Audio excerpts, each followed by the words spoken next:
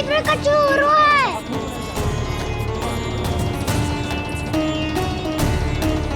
सब लोग आ चुके हैं, अपना संदेश सुनाइए आप।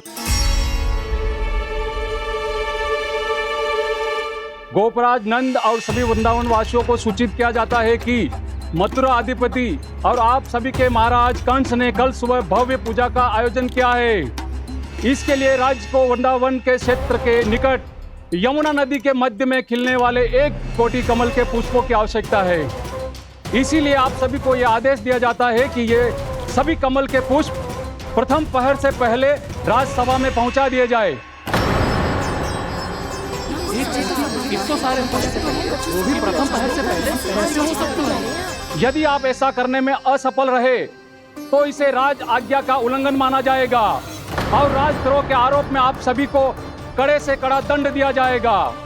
स्मरण रहे, यदि कल की पूजा में इन 1 कोटि कमल के पुष्पों का ना पहुंचने के कारण कोई व्यवधान आया तो समस्त वृंदावन वासियों को दोषी माना जाएगा और पूरे गांव को निवासियों सहित धूल में मिला दिया जाएगा।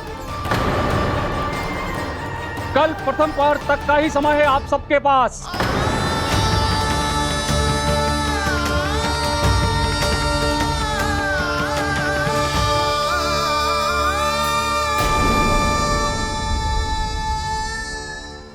एक कोटि कमल पुष्प, वो भी कल प्रथम प्रहर में? ऐसे कैसे संभव है? और कोई साधारण पुष्प ना, यमुना नदी के मध्य खिलने वाले विशेष कमल के फूल चाहिए उन्हें। लेकिन यमुना नदी में तो कालिया नाग ने विष घोल के रखा है, तो फिर कैसे हो पाएगा? यह संभव है। हमारी मृत्यु का संदेश भेजा है राजा कंस ने। सदैव की भांति इस समस्या पर भी गांव के बड़े ही विचार करेंगे। बालकों का यहाँ होना उचित ना है।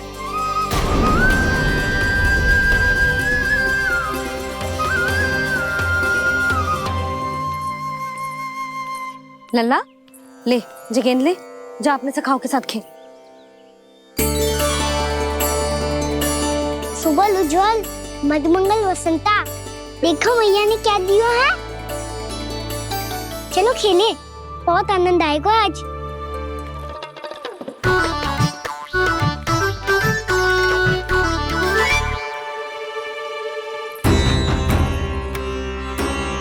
भानु, बंसी, जाओ और शीघ्र ही वो घेरे का कार्य समाप्त करो।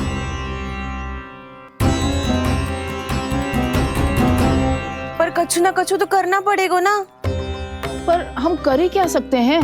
पुष्प लाने को और कोई उपाय है भी तो ना। मैं चला जाऊंगा जमुना जी में। वैसे भी मेरे जीवन के कितने दिन शेष बचे हैं। गांव के लिए, समाज के लिए कुछ करके मरूं, तभी तो शांति मिलेगी। ना काका, यदि आप उस विषैले जल में छलांग लगा भी दोगे, किंतु 1 कोटि कमल पुष्प एकत्रित कर पाना आपके लिए संभव ना है। इससे अच्छा है कि मैं चला जाऊं। यदि मैं मर भी गया तो मेरे पीछे रोने वाला कोई ना है। किसी को कहीं जाने की आवश्यकता ना है। गोप नरेश होने के नाते ये मेरा कर्तव्य है कि मैं आप सबकी रक्षा करूं। नंदराज, आपको जाना है तो जाओ। हरिया, काका, भैया सब चले जाओ।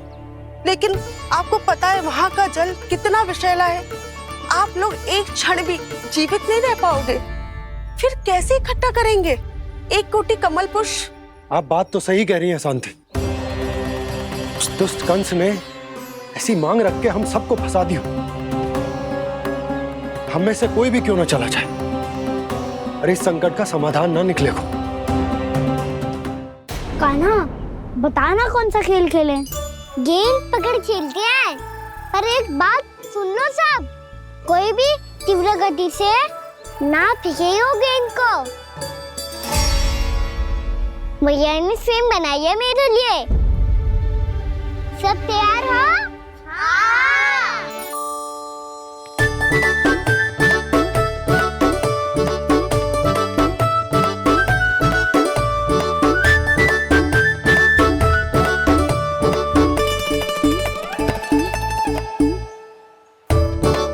मुझे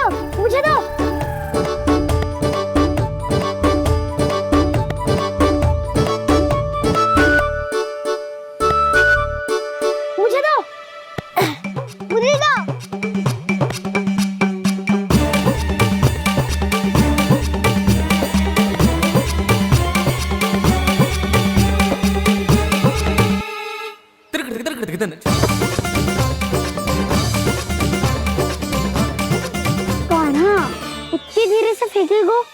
कैसे आनंद आएगा? थोड़ा बल लगा के फेंक। हाँ कान्हा, हम अभी बड़े हो गए हैं, तू अब भी छोटे बालकों की तरह फेंक रहे हो है।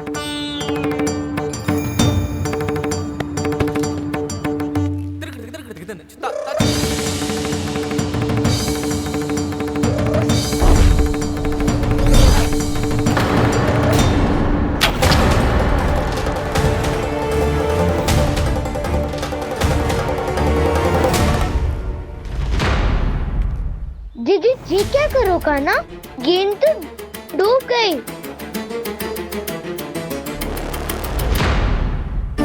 अच्छा, तो ये सब इसकी योजना का भाग था ताकि ये कालिया का सामना कर पाए। तुम सबने तो कही थी तीव्र गति से देखो फिकवा दी ना मेरी गेम मुझसे नदी में। अब मुझे जाके लानी पड़ेगी। रुक जा कान्हा, रुक जा कान्हा। जी क्या बोल रहे हो कान्हा? इसमें तो बहुत संकट है। कोई भी संकट मेरी मैया का उपहार खोने से बड़ा ना है। बहुत प्रेम से बना के उन्होंने दी थी। हे नारायण, कोई उपाय समझ में ना आ रहा है। मैया, हम कैसे करेंगे हम अपने गांव की रक्षा? कीड़े पड़ेंगे उस दुष्ट को। यदि उसके कारण किसी के प्राण चले गए तो कौन सा फल मिलेगा उसे इस पूजा का? तुम सही कह रही हो यशोद। हमारे पास कोई और दूसरा विकल्प भी तो ना है। यदि हमने मथुरा की राज आज्ञा का पालन ना किया तो इसका दुष्परिणाम पूरे गांव को भुगतना पड़ेगा।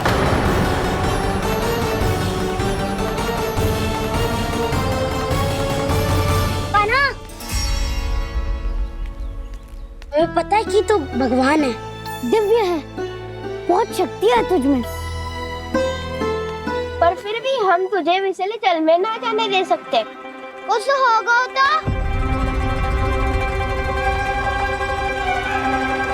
तुम सब इतनी हट कर रहे हो तो ठीक है, ना जाऊंगा। गेंद कहाँ गिरी है, कितनी दूर गई है, ये तो देख लूं, ताकि उसे बाहर निकालने का कोई उपाय ढूंढ पाऊं।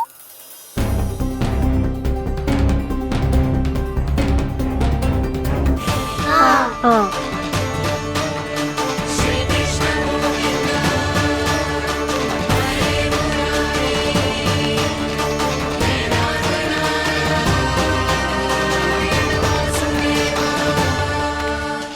कान्हा की ये लीला तो समझ ही नहीं आ रही। पहले इसने देवश्री नारद को मथुरा जाकर कंस को भड़काने के लिए कहा, फिर स्वयं ही दुखी भी हो गया कि अब इसका रहस्य सबके सामने खुल जाएगा। और अभी स्वयं ही तो इसने कहा था कि गेंद बहुत महत्वपूर्ण है, फिर स्वयं ही उसे नदी के विषैले जल में फेंक दिया।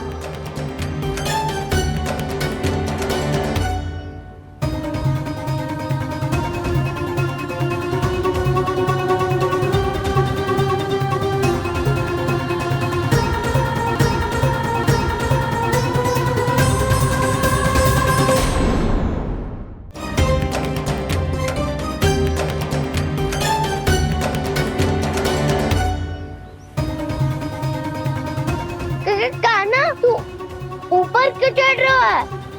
अरे ऊंचाई से देखूंगा तभी तो गेंद दिखेगी।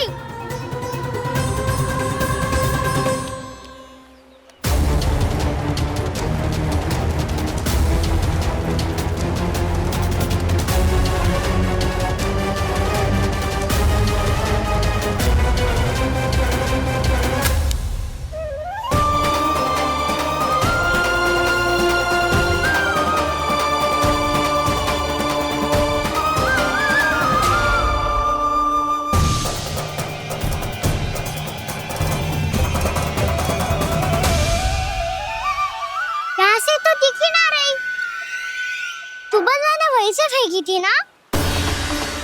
ना, वहाँ से फेंकी थी। कहाँ से? नहीं कहा ना, वहाँ से। समझ ना आ रहा, ठीक ठीक बताना कहाँ से फेंकी थी?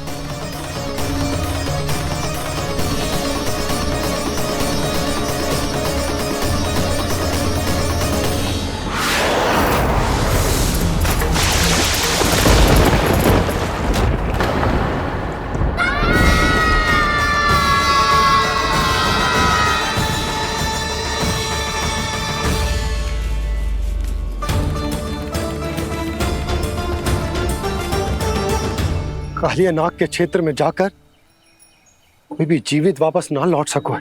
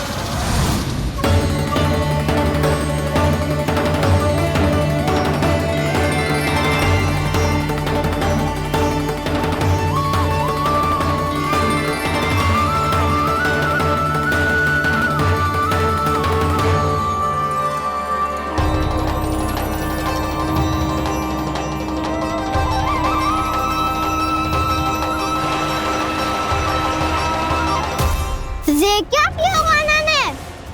कालिया नाग तो उसे देखते ही निकल जाएगा।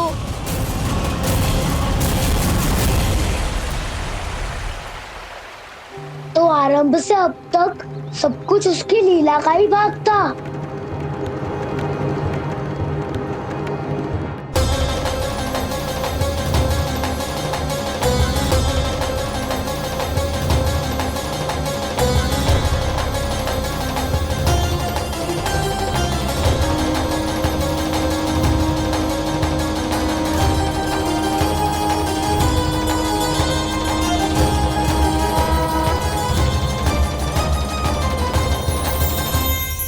इतना सुंदर रूप, मन मोहने वाली मुस्कान, अद्भुत तेज और भगवान जैसी दिव्यता।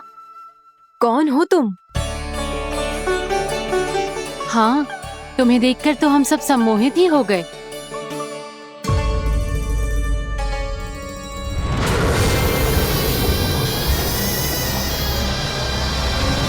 तुम जो भी हो बालक, वापस लौट जाओ। हमारा हृदय तुम्हें ही देखते रहना चाहता है, किंतु यदि हमारे पति जाग गए तो तुम्हें अवश्य हानि पहुंचाएंगे। ये बहुत विषैले है बालक, कालकोट जैसे भयानक, इनके विष से तुम नहीं बच सकोगे। नंदराज, कालिया नाग के विष का प्रभाव बढ़ते ही जा रहा है। पहले 8 कोस तक उसके विष का प्रभाव था, अब तो 1 योजन से अधिक क्षेत्र में फैलो है। जल पीने के प्रयास से अनेक पशु मारे गए हैं और नदी के निकट के वृक्ष और वनस्पति सब नष्ट होने लगे।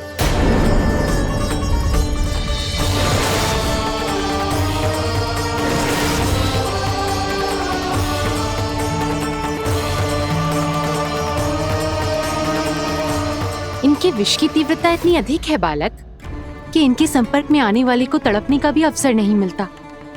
इनके विष की अग्नि क्षण भर से भी कम समय में प्राणवायु को जलाकर राख कर देती है।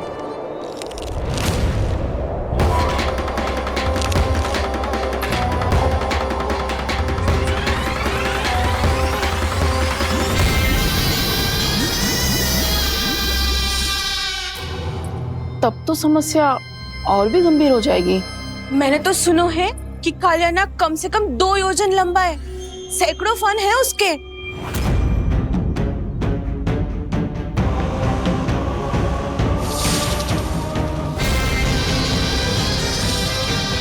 इसका अर्थ तो ये है कि हम दोनों ओर से फंस गए। एक और कंस को 1 कोटि कमल पुष्प देने, जो कि कालियानाग के क्षेत्र में पड़ते हैं, और दूसरी ओर उस कालियानाग का विष यमुना जी के क्षेत्र में बढ़ता ही जा रहा।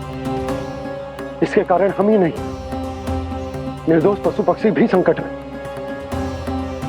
इन दोनों समस्याओं का एक ही समाधान है, उस कालियानाग का सामना करना।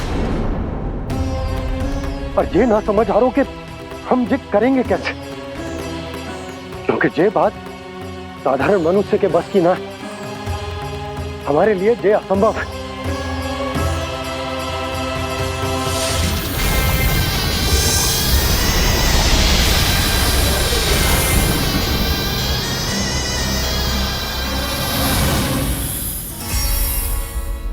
अब तो तुमने अपनी आंखों से भी देख लिया बालक, ये कितने विषैले हैं। नींद में भी विष उगलते हैं। इससे पहले कि तुम्हें कुछ हो जाए, चले जाओ यहाँ से, मान लो हमारी बात। आप सब मुझे जानती भी नहीं और फिर भी मेरी इतनी चिंता कर रही हैं आप। माँ की ममता भेदभाव नहीं जानती। तुम भी किसी के पुत्र हो और हम सब भी माँ हैं। एक माँ को हर बालक में अपनी ही संतान दिखाई देती है। इसलिए हम तुमसे विनती करते हैं, वापस चले जाओ, बचा लो अपने प्राण। मेरी चिंता मत कीजिए, मुझे कुछ नहीं होगा। होगा, अनर्थ होगा यदि ये उठ गए तो।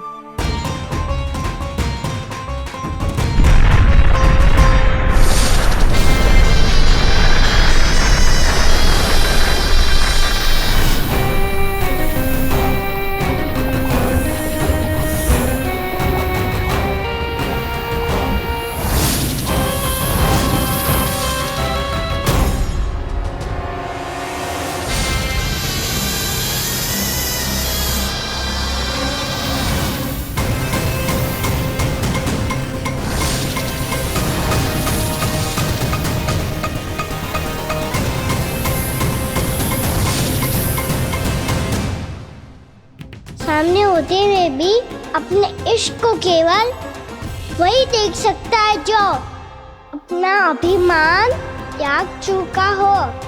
पर पूर्व जन्म में मेरा भक्त होने के नाते मेरा सत्य स्वरूप देख पाने में मुझे इसकी सहायता करनी चाहिए।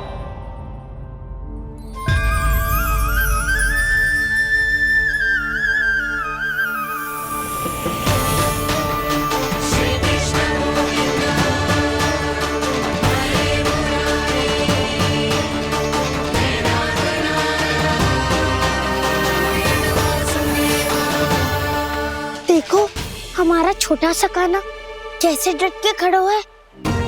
इतने विशालकाय, इतने महाभयंकर सबके सामने।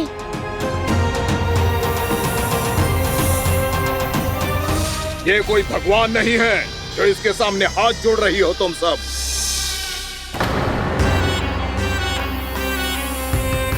एक सामान्य साधारण बालक है ये, जो ये तक नहीं जानता कि इसके सामने है इसका काल, कालिया। तू कौन है बालक? मेरे इतने निकट आकर भी तू जीवित कैसे है? मेरी नहीं, अपनी चिंता करो कालिया। बहुत मनमानी कर ली तुमने। अब बस मैं तुम्हें रोकना हूँ। अब बस मैं तुम्हें रोकना हूँ। मैं तुम्हें रोकना हूँ। बित्ते भर का है तू, मेरे विष के बारे में जानता ही क्या है? और कहता है मुझे रोकने आया है। किससे? किससे रोकना चाहता है तू मुझे? मुझे क्रोध दिलाने की भूल मत कर बालक। अपनी फुंकार से ही तेरी इस मुस्कुराहट को अंतिम मुस्कुराहट बना सकता हूं मैं। शीघ्र बता, कौन है तू और किसने भेजा है तुझे? तुम्हें आवाज भी है कि अपनी पुकारों से तुम कितना विष भूल चुके हो। पवित्र यमुना नदी को कितना दूषित कर दिया तुमने। और यही नहीं, तुम्हारे कारण निकट के जीव जंतुओं, वृक्ष, वनस्पतियों सबको हानि पहुंच रही है। तो क्या? मुझे उससे क्या? मुझे है आप पति हाँ मुझे।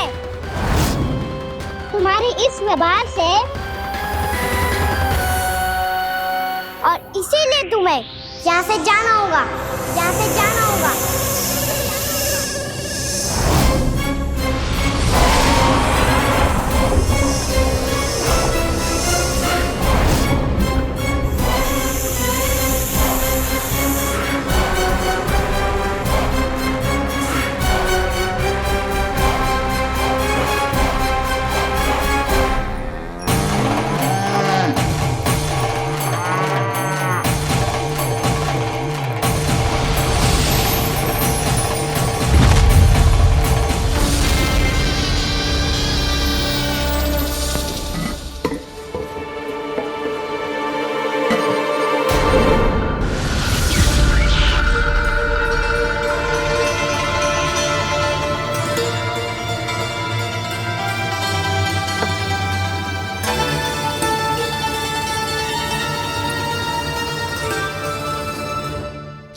मुझे आदेश देने का साहस भी कैसे किया तूने?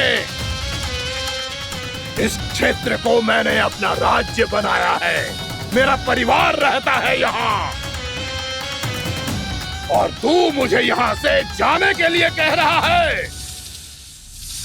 हाँ, क्योंकि तुम्हारे यहाँ रहने के कारण अन्य जीवों को हानि हो रही है और मैं ऐसा नहीं होने दे सकता। मैं तो बस वही कर रहा हूँ जो एक सर्प का स्वभाव है। विष फैलाना स्वाभाविक है मेरे लिए, इसलिए मुझे चुनौती मत दे बालक।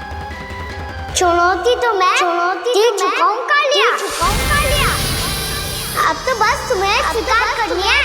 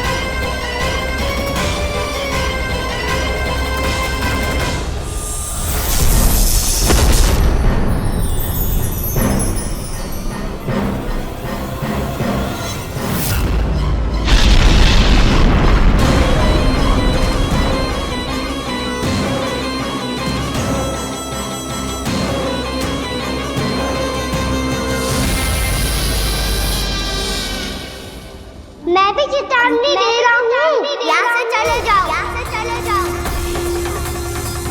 अपनी भूल को पहचानो कालिया, तुम जो कर रहे हो अनुचित है।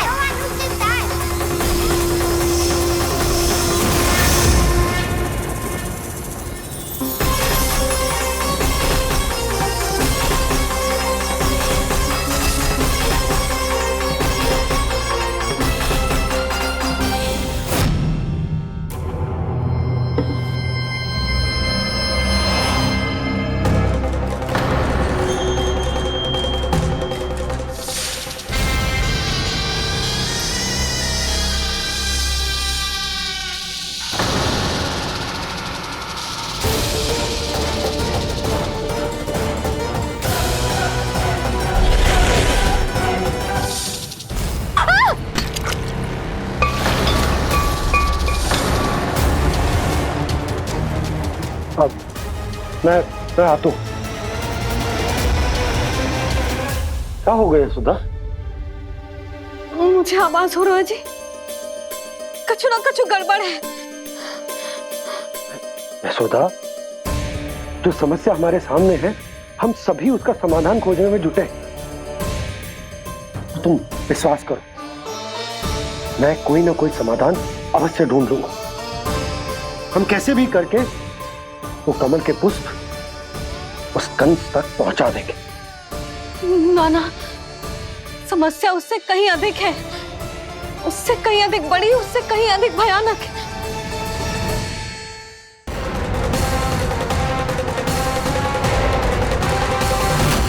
विस्की ये बूंद से ही सबके प्राण चले जाते हैं। इसने तो विस्की धारियां फेंकी है खाना पे।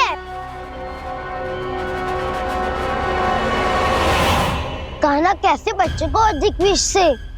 इसका विष तो क्या, ये सर स्वयं भी छू तक नहीं पाएगा हमारे कान्हा को।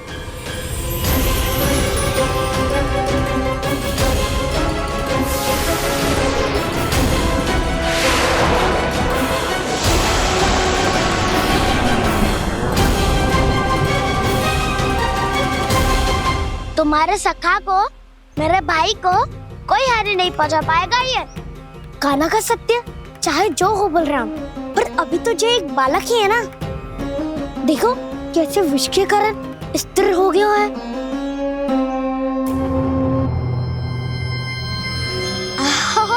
हाउ सर्फ ने कितनी आसानी से अपनी पूंछ से बांध लिया है। मुझे यहाँ से भगाना चाहता था ना तू? अब मैं तुझे दिखाऊंगा अपना सामर्थ्य। ये मूर्ख किसे बांधना चाहता है अपनी पूंछ में? उन्हें जिनका विस्तार सारे ब्रह्मांड में है, या उन्हें जो स्वयं अनंत है? पर देवराज, प्रभु ऐसा करने ही क्यों दे रहे हैं कालिया को? आप सब भूल रहे हैं देवगण। कालिया पूर्व जन्म में प्रभु का बहुत बड़ा भक्त था। उसी भक्ति का फल मिल रहा है अब इसे। वैसे भी भक्तों के मन का भाव सबल हो तो भगवान तो सहज ही बंध जाते हैं।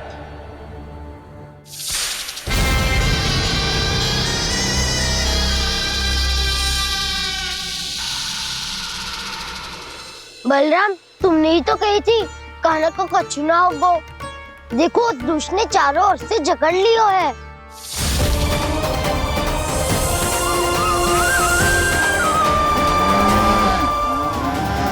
ये क्या कह रही हो तुम?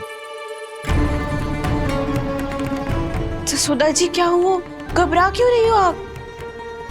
सुलोचना, मुझे आभास हो रहा है कुछ बहुत बड़ी अनहोनी हो गई है। नंदराज, नंदराज, नंदराज!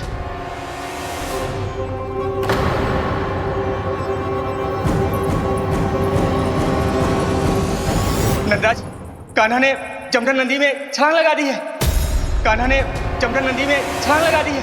कान्हा ने जमदग्नि नदी में छलांग लगा दी है। कान्हा जमुना में कूद गया है। मुझे लगा था आज कछु गड़बड़ होने वाली है। मुझे आज कान्हा को ना जाने देना चाहिए था।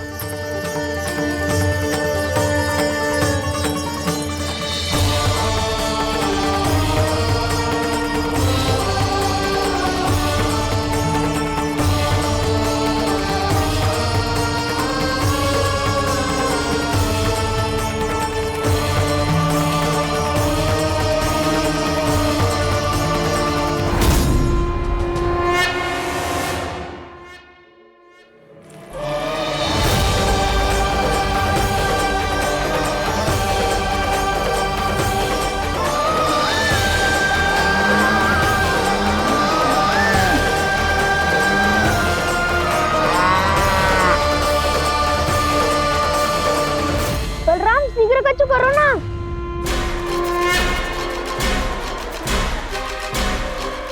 कुछ भी करो पर कान्हा को बचाओ। नाग बहुत भयंकर है। कान्हा अकेले ना संभाल पाएगा इसे।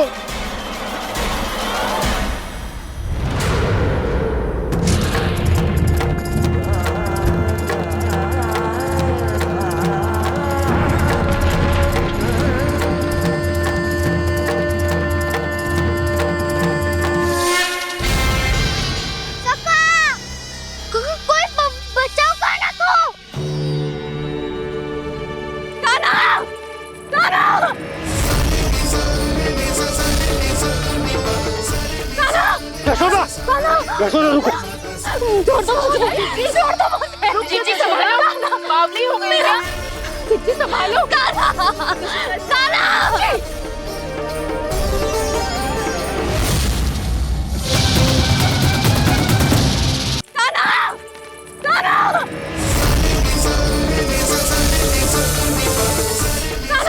यशोदा, यशोदा रुको। छोड़ दो मुझे, छोड़ दो मुझे। जीजी संभालो, बावली हो गई क्या? जीजी संभालो। देखो अब कैसे तुम्हारे अस्थियों को तोड़कर छोटे छोटे टुकड़ों में बदल दूंगा मैं।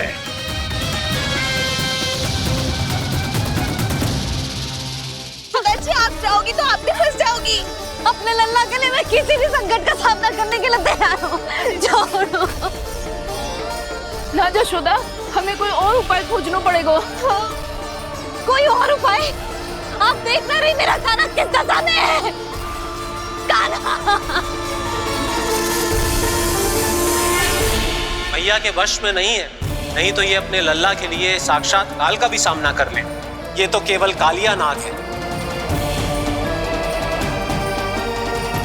हे नागराज, आप मेरे प्राण ले लो पर कान्हा को छोड़ दो। ना नागराज, आप मेरे प्राण ले लो, मैं विरोध भी ना करूंगी। ना नागराज, आप मुझे मार दो पर मेरे कान्हा को छोड़ दो। ना ना ना ना नागराज, मेरे प्राण ले लो, हमारे कान्हा से क्या शत्रुता है आपकी? प्रभु के लिए जो प्रेम यशोदा मैया के हृदय में है, वही इन सभी गोपियों के हृदय में भी है।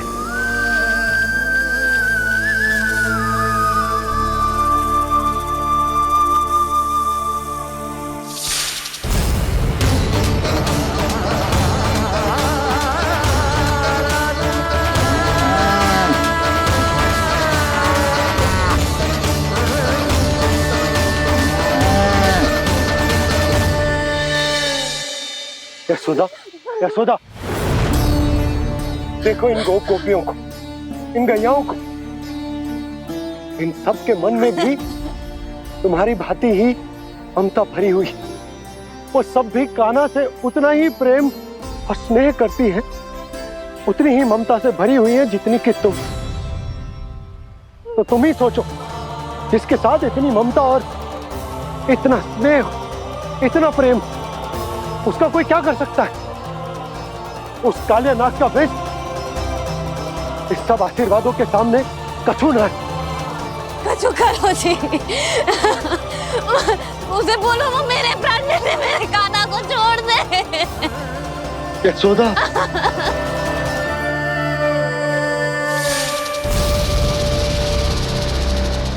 केवल इन्हीं में नहीं देवराज, नाग पत्नियों के हृदय में भी ममता का वही प्रेम उमड़ रहा है। देखिए। मैं आपके हाथ जोड़ती हूँ स्वामी, इस बालक को छोड़ दीजिए। ये अवश्य ही कोई दिव्य आत्मा है स्वामी।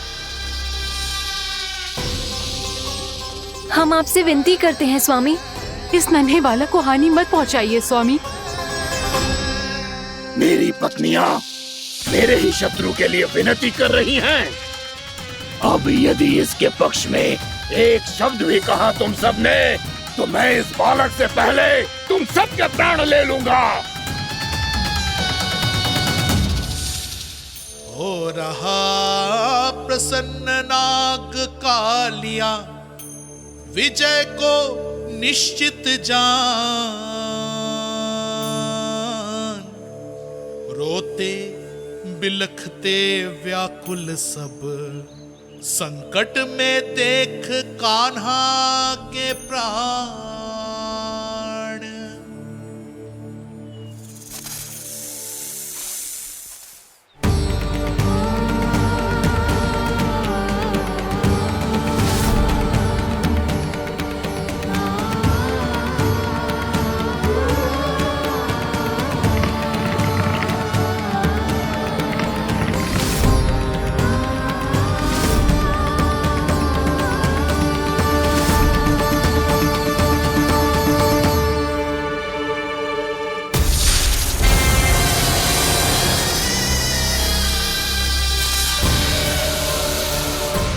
करो जी, मेरे लल्ला को बचा लो, कोई तो कुछ करो। जीजी संभालो जीजी ना। यशोदा, यशोदा तुम शांत हो जाओ, मैं कान्हा को वापस लेकर आऊंगा, मैं रक्षा करूंगा उसकी। ना नंदराज, कान्हा, नंदराज नहीं, कम से कम आप तो समझो नंदराज, कालिया के पास आप जाओगे तो आप भी फंस जाओगे।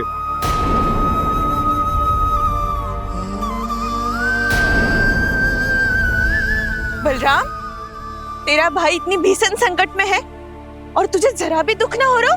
क्या आप सब अब तक नहीं समझ पाए कि कान्हा सच में कौन है? छोटे बाबा, आप तो उसका सत्य जानते हैं ना?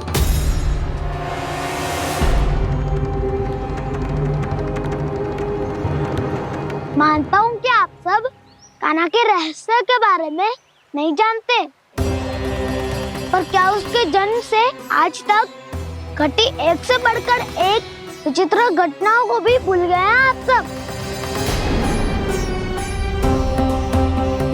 भूल गए हैं कि कैसी पूतना जैसी राक्षसी उसका कुछ बिगाड़ नहीं पाई, कैसे तरनावती जैसा भयानक राक्षस उसे एक खरोच भी नहीं दे पाया था।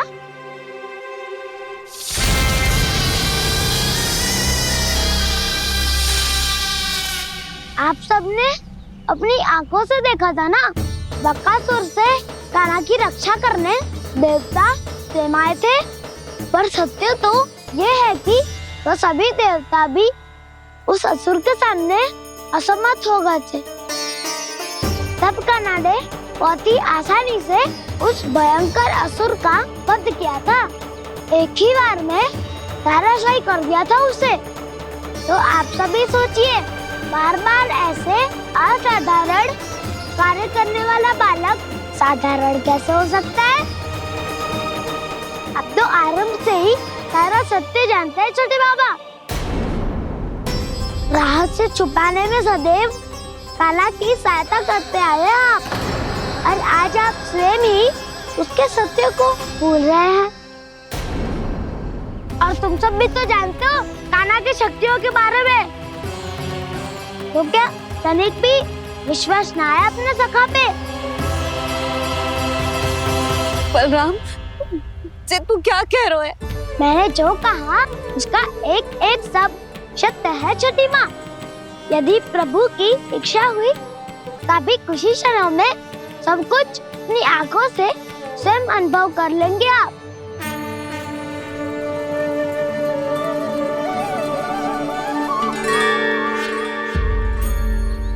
शांताकारं भुजगशयनं पद्मनाभं सुरेशं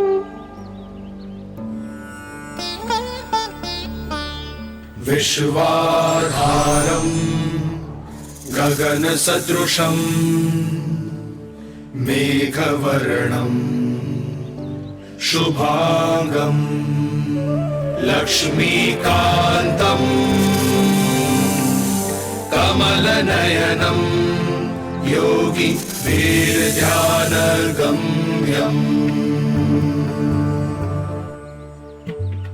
वन्दे विष्णुं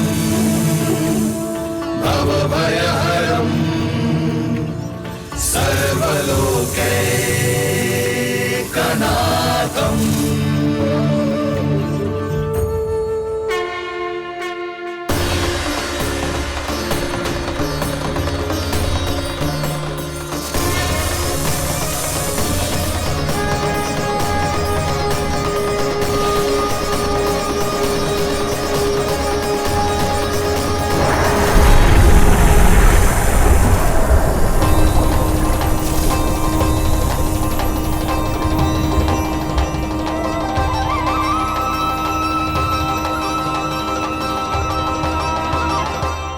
तुझे क्या लगता है बालक कि तू मेरी जगत से निकल गया तो अब बच जाएगा तू?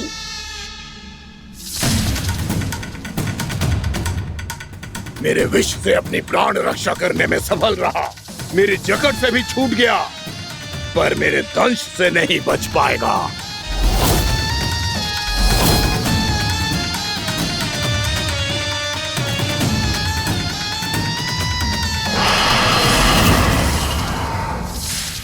अब भय से भाग रहा है, पर मैं तुझे मृत्यु देकर रहूंगा।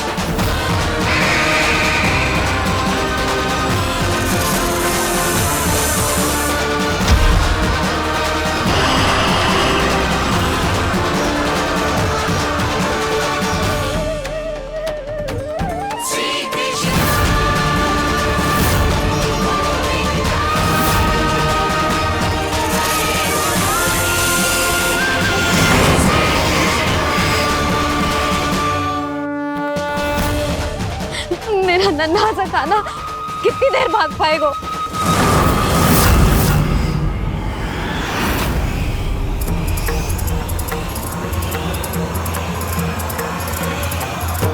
और कितनी प्रतीक्षा करोगे मेरी भक्त कालिया? भक्त नहीं, काल हूँ मैं तेरा। जब अहंकार का मुकुट बुद्धि को ढक लेता है तो भक्त अपने भगवान को भी नहीं पहचान पाता। व्यर्थ की पहेली में मत उलझा बालक। ना मैं भक्त हूँ और ना तू भगवान।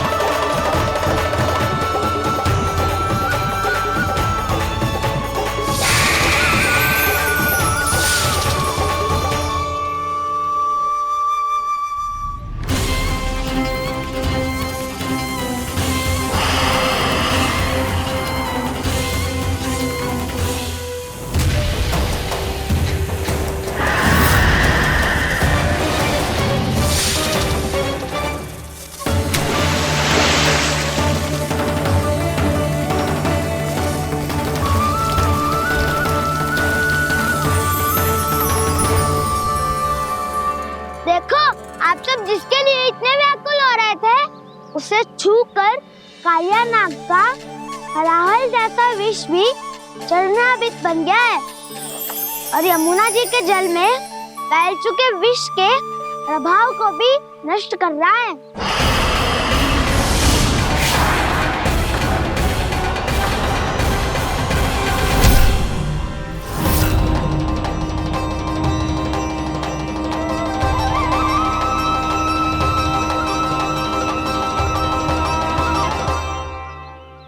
धर्म रक्षक अधर्म विनाशक प्रभु श्री कृष्ण का कौशल सचमुच अद्वितीय है। नारायण नारायण।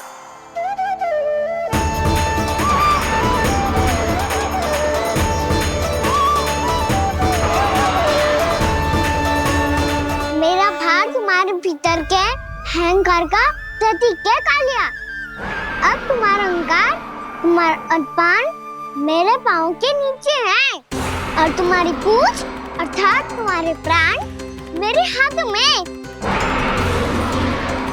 अब तुम क्या करोगे भक्त?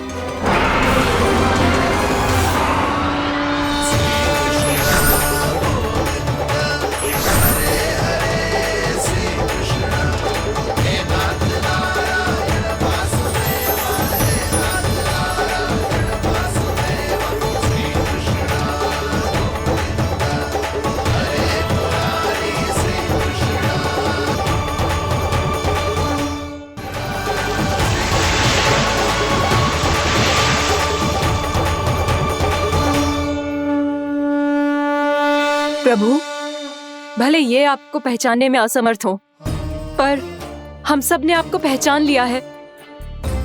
हाँ प्रभु, एक भक्त होने के नाते और एक अर्धांगिनी और माँ होने के नाते मैं आपसे इनके प्राणों की भिक्षा मांगती हूँ। अपनी कृपा दिखाइए और इन्हें क्षमा कर दीजिए। आपके लिए मित्र और शत्रु में कोई अंतर नहीं प्रभु, उसी तरह आपकी कृपा और दंड में भी कोई अंतर नहीं। दोनों दया ही तो हैं, अकारण ही किसी को प्राप्त नहीं होती। हमें विश्वास है कि हमारे पति को मिला ये दंड कोई अभिशाप नहीं है, आपका वरदान है। ये सत्य है प्रभु कि इनसे बहुत से पाप हुए हैं। इनके विष से बहुत सारे जीव जंतु को हानि पहुंची है, पर अब आपके चरण इनके शीश पर पड़ गए हैं। ऐसी कृपा तो बड़े बड़े महान महात्माओं को भी दुर्लभ है, और इन्हें प्राप्त हुआ तो अवश्य ही ये किसी महान पुण्य का ही फल है। हे प्रभु, उन्हीं पुण्य कर्मों की शक्ति का आह्वान कर मैं आपसे विनती करती हूँ, इन्हें प्राणदान दीजिए। मैं अपने इस भक्त को क्षमा अवश्य करूंगा देवियों, यदि ये अपने अहंकार को त्याग कर मुझे पहचान ले तो।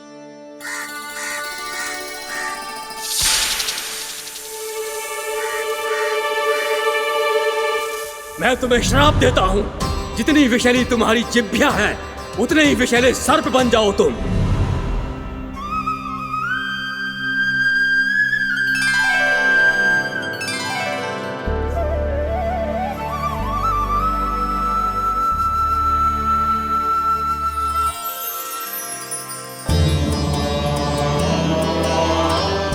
नारायण, मुझे क्षमा कीजिए नारायण। मैं तो आपका परम भक्त था, किंतु मैं आपको पहचान नहीं सका। इसका दंड तो मुझे मिलना ही था, किंतु मैं अब प्रायश्चित करना चाहता हूं। इसके लिए यदि आप मेरे प्राण भी ले लेंगे तो भी मुझे कोई दुख नहीं होगा। मैं अपना जीवन, मृत्यु और अपना अस्तित्व सब कुछ आपको समर्पित करता हूं। तुम्हें तुम्हारी क्रोध के कारण श्राप मिला, जिसे विशाल सर्प के रूप में तुम्हारा जन्म हुआ, और सर्प का तो स्वभाव है विष फैलाना। इसीलिए तुम्हें दंड नहीं दूंगा मैं, सिर्फ सभी अपराधों का पश्चाताप कर लिया, इसीलिए मैं तुम्हें क्षमा करता हूँ कालिया।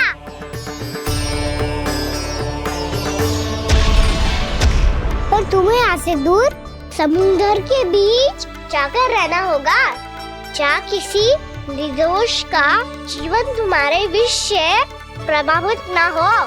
मैं चाहकर भी आपकी इस आज्ञा का पालन नहीं कर सकता।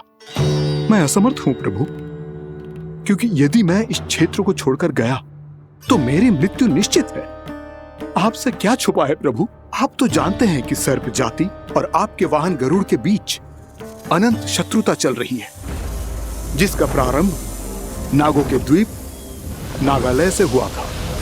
उस द्वीप पर छोटे जीवों को निगल जाने के लिए सर्प थे, और गरुड़ को सर्पों का स्वाद बहुत प्रिय था, इसलिए वो बार बार नागद्वीप जाने लगा था। पर इस कारण पूरी सर्प जाति उससे आतंकित हो गई थी, इसलिए जब भी गरुड़ वहां पहुंचता तो सभी सर्प छिपने लगते। जब गरुड़ को इसका आभास हुआ तो उसे बड़ा क्रोध आया, और वो उत्तेजना में भरकर सर्पों का शिकार करने लगा।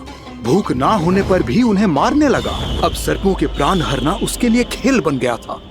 इस भीषण समस्या का समाधान ढूंढने के लिए पूरी सर्प जाति महान सर्प वासुकी के सामने इकट्ठी हुई।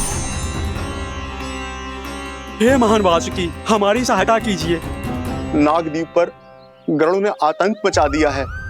पहले तो वो हमें अपना भोजन बनाता था, लेकिन अब हम उसके खेल का साधन बन चुके हैं। भूख हो या ना हो, जब तब आकर वो हमारे प्राण हर लेता है। अनुचित हिंसा के इस प्रथा का आरंभ सर्पों ने ही किया है। पहले आप सबने पूरे द्वीप पर अधिकार कर लिया, फिर आहार के साथ साथ आनंद के लिए भी आप सभी ने निर्दोष जीवों की हत्या की। और जब सृष्टि का संतुलन बनाए रखने के लिए गरुड़ आपको अपना आहार बनाने आया, तो आप सब अपने प्राणों की रक्षा के लिए छिपने लगे। तो फिर गरुड़ का उत्तेजित होना तो स्वाभाविक ही था। नागनाथ, जो हमने अन्य जीवों के साथ किया वही अब हमारे साथ हो रहा है, परंतु ये भी तो सृष्टि के संतुलन के विरुद्ध ही है ना? अवश्य है, इसलिए मैं गरुड़ से चर्चा करूंगा। धन्यवाद प्रभु।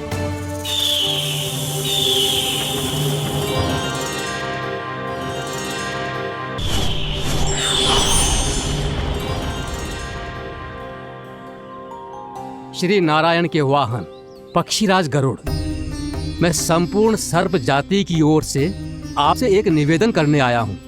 कहिए, क्या कहना चाहते हैं आप? हे पक्षीराज, यदि आप हम पर ऐसे ही आक्रमण करते रहे तो शीघ्र ही हमारी प्रजाति समाप्त हो जाएगी। इसीलिए हमारी आपसे विनती है, यदि आप उचित समझें तो सर्पों के किसी एक घर से हम आपको एक सर्प प्रतिदिन अर्पित करेंगे। आप उसको आहार बनाइए और अन्य सर्पों को जीवित रहने का अधिकार दीजिए। मुझे स्वीकार है। तब से प्रतिदिन किसी एक घर से एक सर्प गरुड़ के भोजन के लिए भेजा जाने लगा। समय के साथ मेरे घर की भी बारी आई, परंतु मैंने एक बहुत बड़ी भूल कर दी। समय आ गया है स्वामी, आज गरुड़ के आहार के लिए इसे चुना गया है। कौन है यह गरुड़ और क्यों दूं मैं इसे कोई भेंट?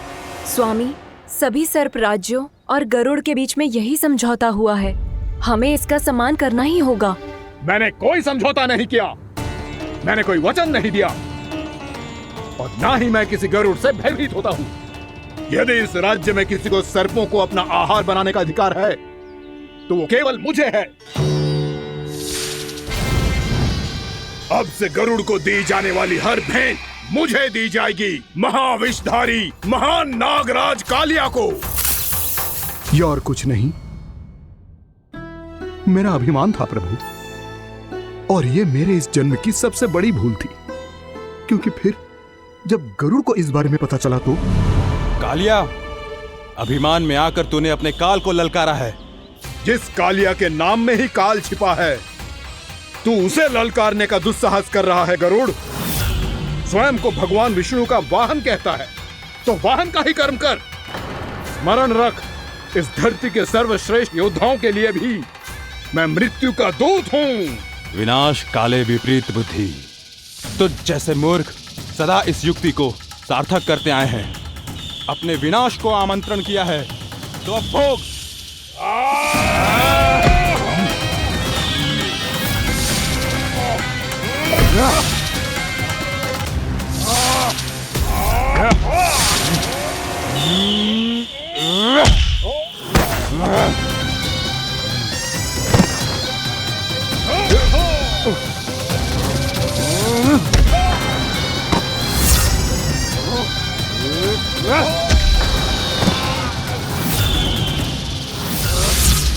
जिसने मेरा भोजन चुराने की धृष्टता की है वो इसी योग्य है।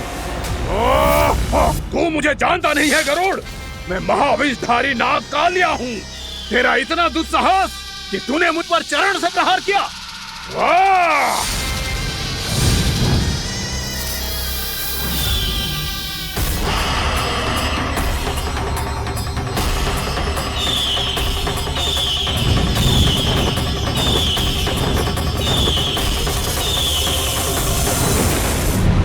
मैं अपने अभिमान में भूल गया था कि गरुड़ मुझसे कहीं अधिक शक्तिशाली है। इसलिए अपने प्राणों की रक्षा करने के लिए मैं एक स्थान से दूसरे स्थान भागने लगा। नदियां, पर्वत, यहां तक कि मैंने सागर भी लांघ डाला, पर मैं जहां भी जाता गरुड़ के रूप में मेरा काल वहीं आ जाता। इसीलिए मृत्यु की आशंका से भयभीत होकर मैं अपने बड़े भाई मां कद्रू के प्रथम पुत्र अनंत शेषनाग से राय लेने चला गया। भैया, मैं यहां आपसे आपकी सहायता लेने आया हूं। मेरी एक छोटी सी भूल के कारण यह गरुड़ मेरा पीछा कर रहा है। मुझे हर समय हर स्थान पे ढूंढते रहता है। यदि उसने मुझे ढूंढ लिया तो वो निश्चित ही मेरे प्राण ले लेगा। मुझे कोई ऐसा स्थान बताइए जहां मैं अपनी पत्नी और अपनी संतानों के साथ शांति से रह सकूं। तुम यमुना नदी के किनारे वृंदावन क्षेत्र में जाके वास करो कालिया। गरुड़ वहां प्रवेश नहीं कर सकता क्योंकि उसे ऋषि सोबरी का श्राप मिला हुआ है।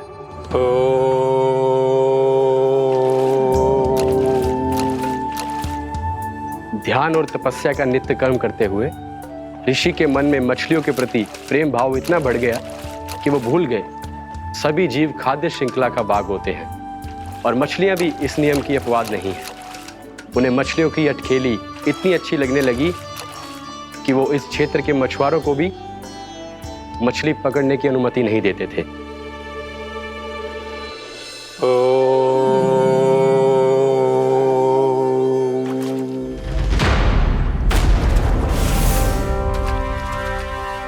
उस दिन वो उस पक्षी को नहीं रोक पाए, पर तब से सावधान रहने लगे। यहां तक कि अपने साधना से भी अधिक ध्यान वो पक्षियों पर केंद्रित करने लगे। ठहरो! इसी क्षण अपनी चोंच में पकड़ी इस मछली को छोड़ दो। तुम्हें इन मछलियों का आहार नहीं करना चाहिए पक्षीराज। ये तो खाद्य श्रृंखला का नियम है ऋषिवर। यदि मैं इनका आहार नहीं करूंगा तो कोई और पक्षी कर लेगा। मैं अपने आनंद या प्रतिशोध के लिए इनके प्राण नहीं ले रहा। ये तो बस मेरा भोजन है। पर यह मेरा तपस्या स्थल है। तुम यहाँ शिकार करके मेरी साधना में विघ्न नहीं डाल सकते पक्षीराज। यदि आपकी यही इच्छा है तो मैं आज के बाद यहाँ नहीं आऊंगा।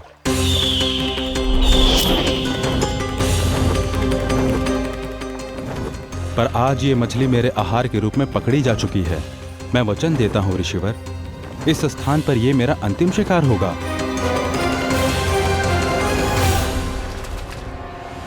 आज के बाद यदि तुमने वृंदावन की निकट उड़ान भी भरी तो तुम सैकड़ों टुकड़ों में फटकर मारे जाओगे पक्षीराज। ये मेरा श्राप है।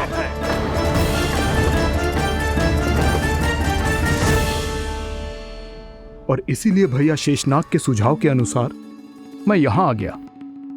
पर अब यदि मैं कहीं और जाऊंगा तो मेरे प्राण नहीं बचेंगे प्रभु। डिस्टेंट रहो कालिया। अब से गरुड़ तुम्हें कोई हानि नहीं पहुंचाएगा। अब तुम्हारे फनों पर मेरी पक्षिंग बन गए कालिया, इसीलिए अब से तुम्हें गरुड़ से कोई भय नहीं होगा।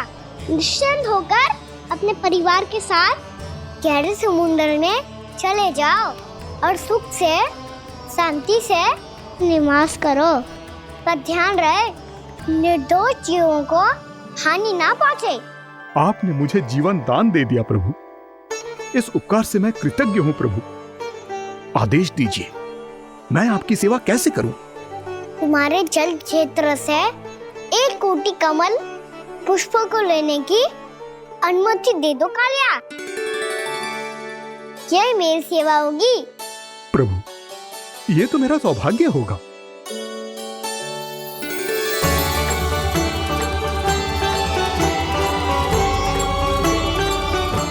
एक कोटि के स्थान पर हम 3 कोटि कमल पुष्प ले आए प्रभु। मैं तुम्हारी सेवा भाव से प्रसन्न हुआ कालिया। रमनाक द्वीप पर चले जाओ ताकि तुम्हारे कारण फिर कभी किसी निर्दोष जीव को हानि ना पहुंचे और न ही तुम्हारा विष मेरे प्रिय यमुना नदी के जल को दूषित कर पाए। मैं तुम्हें आशीर्वाद देता हूँ। आज यहाँ मेरे द्वारा तुम्हें दिए गए इस आदेश का स्मरण जो भी भक्त करेगा और प्रातः काल और संध्या काल में इसका उच्चारण करेगा, उसे फिर कभी किसी संकट से कोई भय नहीं होगा। ये स्थान अब से काला कुंड के नाम से जाना जाएगा। यहाँ पर स्नान करने वाला और देवताओं को इस क्षेत्र से जल का अर्घ्य देकर प्रसन्न करने वाला भक्त यदि मेरा स्मरण करके पा सकेगा तो वो अपने सभी पापों से शीघ्र ही मुक्त हो जाएगा।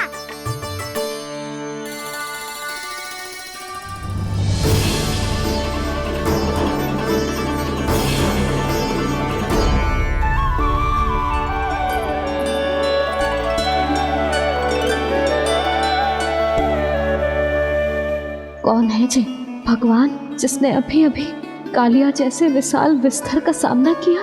क्या एक साधारण बालक जो शीत की अधिकता से ठिठुर रहा है? क्या करूं?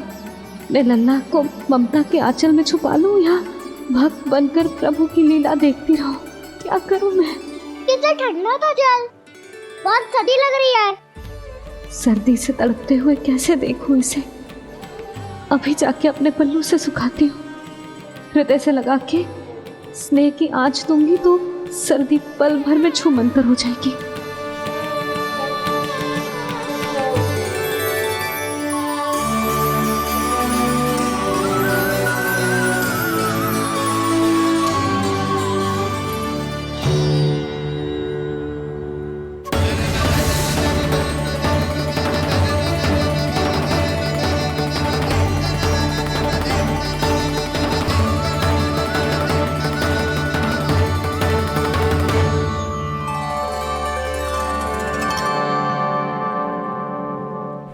मेरी आवश्यकता ना है इसे। ये तो सच्ची में भगवान ही है, जिसकी ठंड दूर करने के लिए स्वयं द्वादश आदित्य प्रकट हो गए हैं।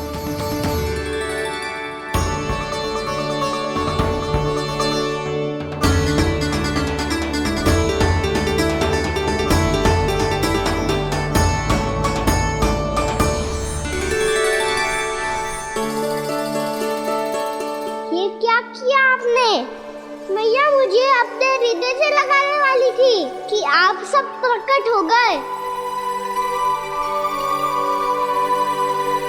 क्षमा कीजिए प्रभु, पर आपको भीगा हुआ देखकर, ठंड से ठिठुरता हुआ देखकर हमसे रहा नहीं गया। हम अपने वश में नहीं थे प्रभु। भक्ति से भावुक होकर हम प्रकट होने पर विवश हो गए थे। हमारी किरणें जैसे स्वयं ही फूट पड़ी और दौड़ पड़ी आपको सुखाने के लिए। मैं आपका प्रेम, आपकी भक्ति समझता हूं आदित्यगण, और इसीलिए इस समय मैं जहां खड़ा हूं, इस स्थान को द्वादश आदित्य टीला के नाम से जाना जाएगा। द्वादश आदित्य टीला के नाम से जाना जाएगा। हम धन्य हो गए प्रभु। और कहाँ जा रहा है?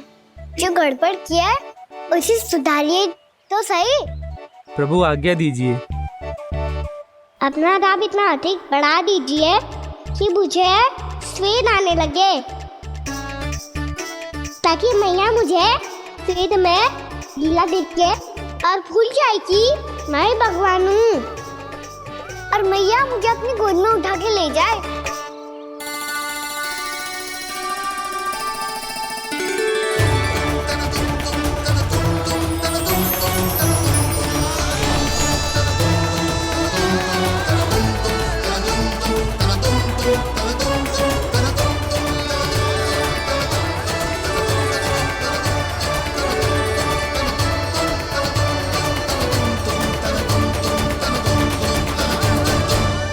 गर्मी क्यों लग रही है यहाँ? स्वेद की एक बूंद भी आती थी तो मैं अपना आंचल लेकर पहुंच जाती थी इसके पास। जानती ही नहीं थी कि ये तो स्वयं वायुदेव को आदेश दे सकते हैं कि वो बहने लगे और उसका सारा स्वेद सुखा दे। वायुदेव की आवश्यकता नहीं है मैया, मुझे आप ही चाहिए। लगता है जिस बात का भय था वही सत्य होने लगी है। भैया मेरे भगवान रूप को भूल नहीं पाएगी, और अब मेरे लिए उनके सत्य छुपा कर रख पाना कठिन हो जाएगा। कृष्णा कृष्णा हरे कृष्णा कृष्णा कृष्णा मुरली मनोहर कृष्णा गोपाला गोविंदा हे दामोदरा।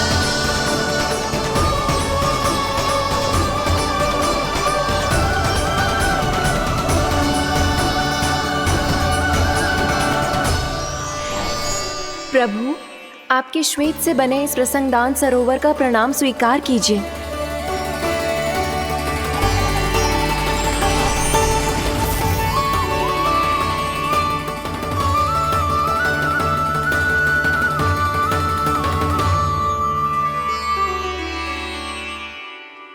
ओहो, इस चमत्कार को देखकर भैया को और भी अधिक विश्वास हो जाएगा कि मैं भगवान ही हूँ।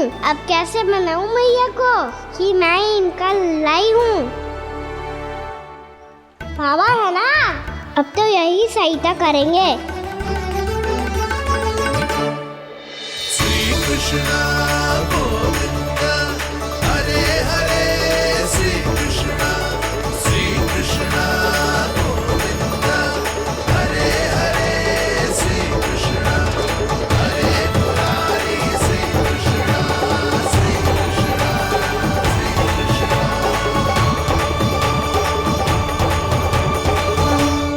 बाबा एक कोटि ना, मैंने तो 3 कोटि कमल पुष्पों का प्रबंध कर दिया है और चिंता करने की आवश्यकता ना है। 1 कोटि कमल के स्थान पर 3 कोटि कमल पुष्प मिल गए हैं। हाँ कान्हा, मैं उचित संदेश के साथ ये सारे पुष्प उस कंस के पास भिजवा दो। महाप्रक्रमी कान्हा की जय। वृंदावन रक्षक कान्हा की जय। महाप्रक्रमी कान्हा की जय। भानु जी नंदराज, बाकी गांव वालों को लेकर ये सारे पुष्प इकट्ठा करो और कंस के दरबार में पहुंचाओ। जी।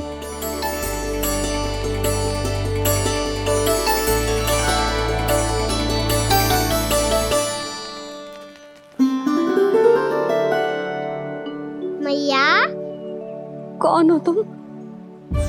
मुझे पता था मैया, जब आपको सत्य पता चलेगा तो आप मुझे मैया की तरह स्नेह ना कर पाओगी, इसलिए आज तक सत्य छुपाता आया हूँ,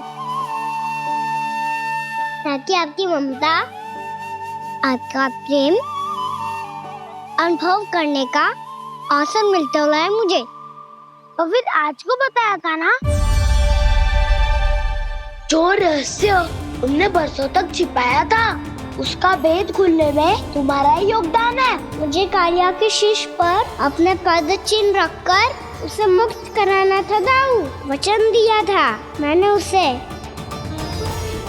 इसके अतिरिक्त निर्दोष पशु पक्षियों के जीवन को कालिया के विष से ही बचाना था मुझे। इसमें कंस को तो सम्मिलित करना ही था, ताकि जब मैं कालिया का सामना कर रहा हूँ तो वो किसी और असुर को समस्या बनाकर वृंदावन ना भेज दे। पर इस सबसे बड़ा एक कारण और था दाऊ, मैं चाहता था कि मैया को सत्य पता चल जाए। पर क्यों कहा ना? क्योंकि मुझे लगने लगा था कि मैया से ये रहस्य छुपाकर इनके साथ धोखा कर रहा हूँ। अपराध बोध से दबा जा रहा था मैं।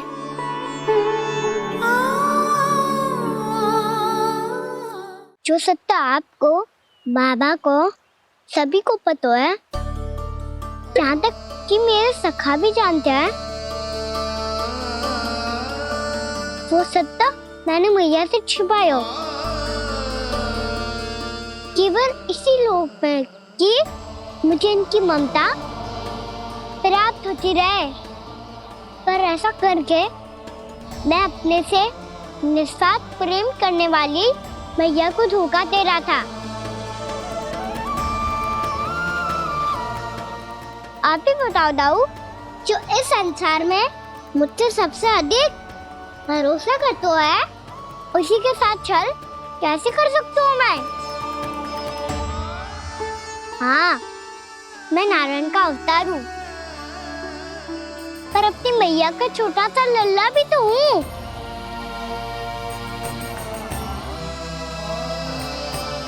इसीलिए तो यमुना जी में छलांग लगाने का एक कारण इस गेंद को लेने जाना भी था।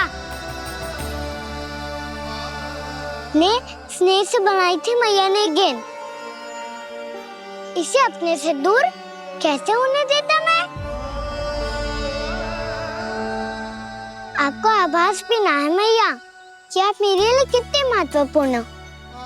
ये सत्य है कि सभी देवता, प्रकृति, भक्त, ये सब है मेरा ध्यान रखने के लिए, मेरी सेवा करने के लिए। पर क्या इनमें से कोई भी मेरी मैया का स्थान ले सकता है? और आप भी तो यही चाहती थी कि मैं आपका लल्ला बन के आऊं, कि मैं आपका लल्ला बन के आऊं, कि मैं आपका लल्ला बन के आऊं। आज जैसे आपने मुझे अपनी गोद में लिटा रखा है, क्या कुछ ऐसा नहीं हो सकता कि शीघ्र ही मुझे आपको अपनी गोद में खिलाने का अवसर मिल जाए? मैया, नारायण का अवतार होना क्या इतनी बड़ी समस्या है कि आप हृदय से भी ना लगा सकते? मैया,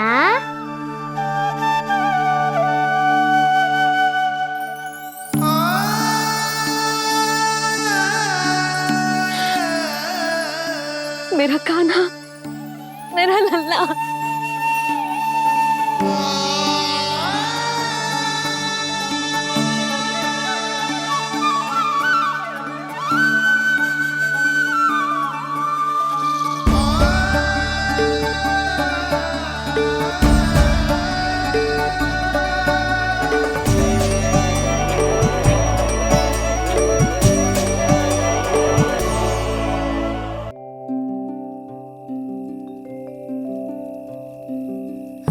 जा रे निंदिया आ जल्दी से आ मैया लोरी सुनावे आजा रे अरे गोदी का पलना है बैया डोरी झूले उसमें कान्हा रे आजा रे अरे तुझसे है पूरन दुनिया मोरी लल्ला तू मेरा मैया मैं तोरी आजा रे अरे रू रू रू रू रू रू रू रू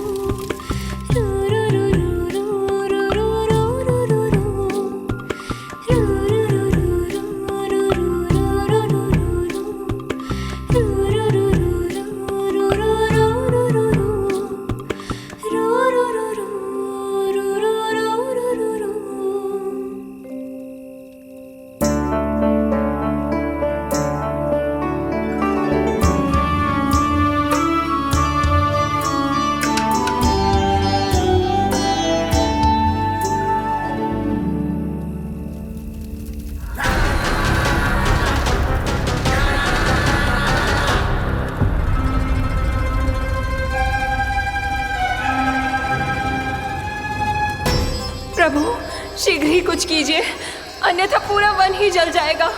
मेरी सहायता कीजिए प्रभु।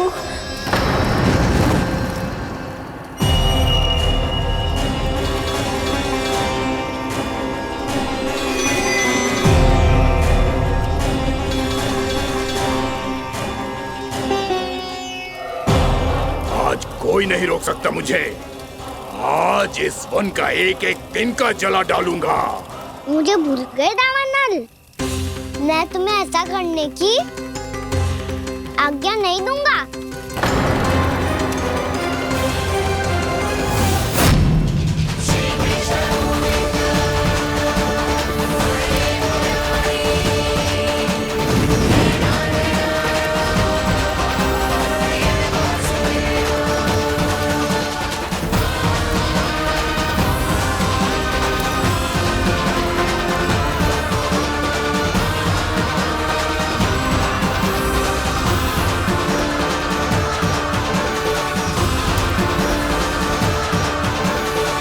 मैया की नींद में व्यवधान पहुंच रहा है, मुझे शीघ्रता करनी होगी।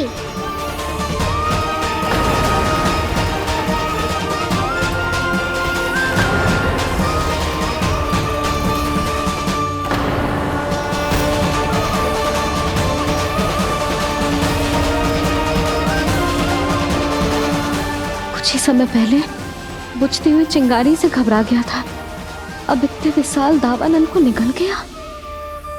फिर से गड़बड़ कर दी कान्हा ने। समझाया था कोई लीला मत करना, तुम्हारी समस्या और बढ़ जाएगी।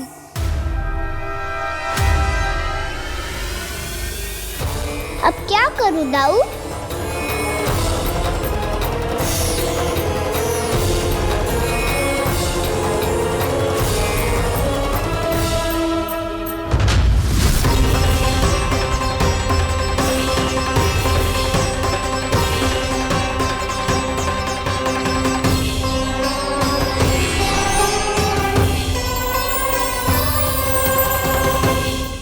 जब जब मैं इसे अपने लल्ला के रूप में देखने का प्रयास करती हूँ, मुझे प्रभु दिखते हैं।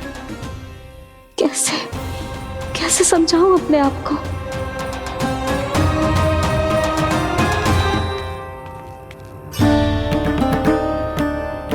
मैया मुझे पता है आपने कहा था अग्नि के साथ मत ही खेलना, पर अग्नि फैल रही थी। मुझे कछु ना कछु तो करना ही था मैया। क्यों प्रभु,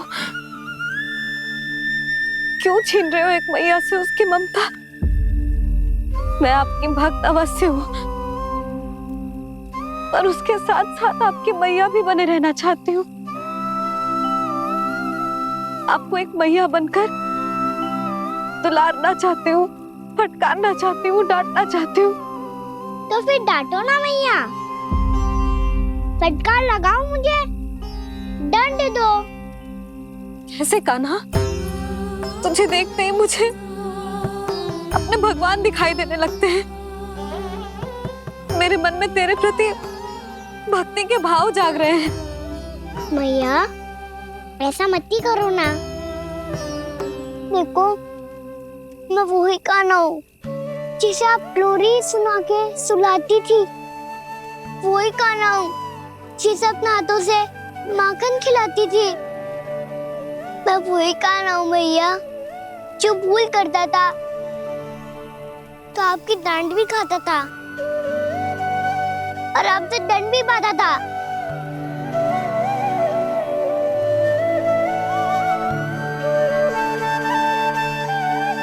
मैया एक बार मेरी ओर देखो तो सही।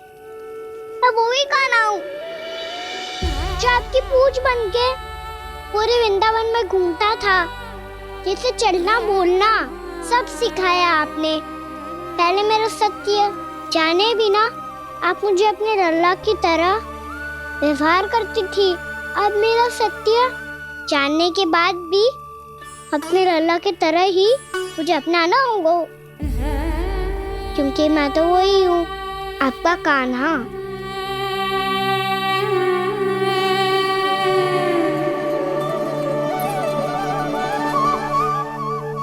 इतना प्यार करते हो तुम मुझसे? जब मैं तेरे भीतर भगवान का रूप देखती हूँ तो मैं भयभीत हो जाती हूँ कान्हा। ये सोच के कि तू मुझे छोड़ के तो ना चला जाएगा। कहीं गया भी तो सदैव आपके हृदय में ही रहूंगा। वही तो है मेरा असली निवास।